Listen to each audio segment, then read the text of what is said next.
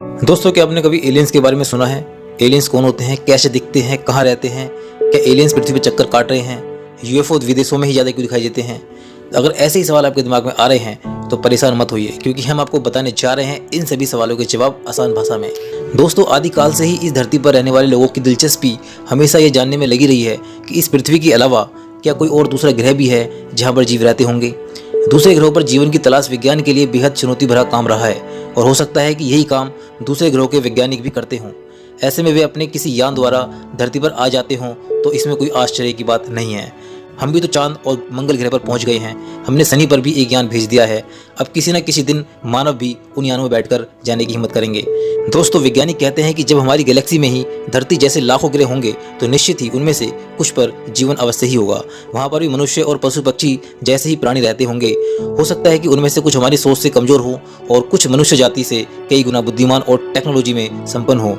दोस्तों, एलियन का अर्थ होता है पर ग्रहवासी या दूसरे ग्रह का निवासी, यानी कि दूसरे ग्रह पर रहने वाले जीवों को एलियंस कहा जाता है। अंतरिक्ष वैज्ञानिक इस निष्कर्ष पर पहुंच गए हैं कि पृथ्वी के अलावा दूसरे ग्रह पर भी एलियंस का अस्तित्व है। एलियंस तकनीकी विकास में मनुष्य से कहीं आगे हैं और वे हमारी गतिविधियों पर नजर रखे हुए हैं। पृथ्वी पर ऐसी कई प्राचीन संरचनाएं मौजूद हैं जो अपने भीतर न जाने कितने राज को दफन किए हुए हैं। उन्हीं में से एक है गीजा का पिरामिड। इनका निर्माण आज से लगभग 4000 वर्ष पहले हुआ था। इजिप्ट में स्थित ये पिरामिड कई रहस्यों को अपने भीतर समेटे हुए हैं। इन पिरामिडों का लंबे समय तक अध्ययन करने के बाद भी वैज्ञानिक इस निष्कर्ष पर नहीं पहुंच पाए हैं कि उस दौर में इसे बनाया कैसे गया होगा। प्राचीन समय में जब इंसानी सभ्यता अपने विकास और उत्थान के मार्ग की खोज कर रही है, उस वक्त इन्हीं विशाल संरचना को खड़ा करना वाकई ताज्जुब करने वाली बात है। लगभग 4000 वर्ष पहले जब इंसान के पास उत्तम किस्म के औजार तक नहीं थे, उस दौर में इतने बड़े ढांचे को बनाना बात समझ के परे है। कई विशेषज्ञों का कहना है कि गीजा का पिरामिड इंसानों ने नहीं बल्कि एलियंस ने बनाया था। हालांकि उनकी बातों में कितनी सच्चाई है, कितनी हकीकत है, ये कोई नहीं जानता। यदि भारत के संदर्भ में बात करें तो ऐसे कई मंदिर हैं जिन्हें आज की आधुनिक मानव तकनीक से भी नहीं बनाया जा सकता है। नासा के कंप्यूटर साइंटिस्ट और प्रोफेसर सिल्वानो पी कोलंबो ने एक रिसर्च पेपर में ऐसा दावा किया है कि हो सकता है कि एलियंस की संरचना परंपरागत कार्बन संरचना पर आधारित ना हो, इसलिए हमें इनका पता नहीं चल पाया है। सिल्वानो ने कहा है कि एलियंस संभवतः इंसानों की कल्पना से बिल्कुल अलग दिखते हों या फिर एलियंस इंसानों के रूप में ही धरती पर रहते हों। Egypt, Mesopotamia, Sumerian, Inca, Babylonia, Sindhu घाटी, मोहनजोदड़ो और दुनिया की तमाम सभ्यताओं के टेक्स्ट में लिखा है कि जल्दी ही लौट आएंगे हमारे आकाश देव और फिर से वे धरती के मुखिया होंगे। इजिप्ट और माया सभ्यता के लोग मानते थे कि अंतरिक्ष से हमारे जन्मदाता एक निश्चित समय पर पुनः लौट आएंगे। मिस्र के देवता जल्द ही हमें लेने के लिए लौट आएंगे। तो क्या हम स्टार प्रोडक्ट हैं?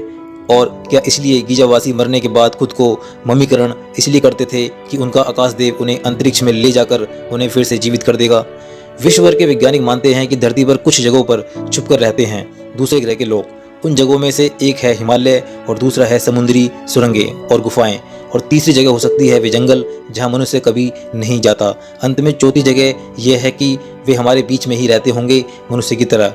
विश्व भर में एलियंस या यूएफओ के देखे जाने की घटना का वर्णन हमें अखबारों या किताबों में मिलता है। हिमालय की एक घटना है कि 15 फरवरी की दोपहर तकरीबन 2:18 पर भारत चीन सीमा से करीब 25 किलोमीटर दूर एक छोटे से क्षेत्र में मैदान से करीब 500 मीटर ऊपर चमकदार सफेद रोशनी नजर आई थी, जिसमें यूएफओ को देखा गया था। इस दुनिया के सबसे महान वैज्ञानिक स्टीफन हॉकिंग को हर कोई जानता है। आज ब्रह्मांड और इस दुनिया के बारे में जो भी हम जानते हैं वो उन्हीं की देन है।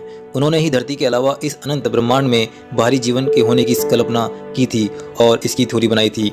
स्टीफन ने विज्ञान की नज़र से ईश्वर, ब्रह्मांड, एलियन, इंसान, जीवन पर कई सिद्धांत लिखे और उन्हें वैज्ञानिक रूप से पुष्टि की। पर उन्होंने ईश्वर के अस्तित्व के बारे में अपने विचार रखे तो पूरी दुनिया के लोगों ने उन्हें क्रिटिसाइज किया।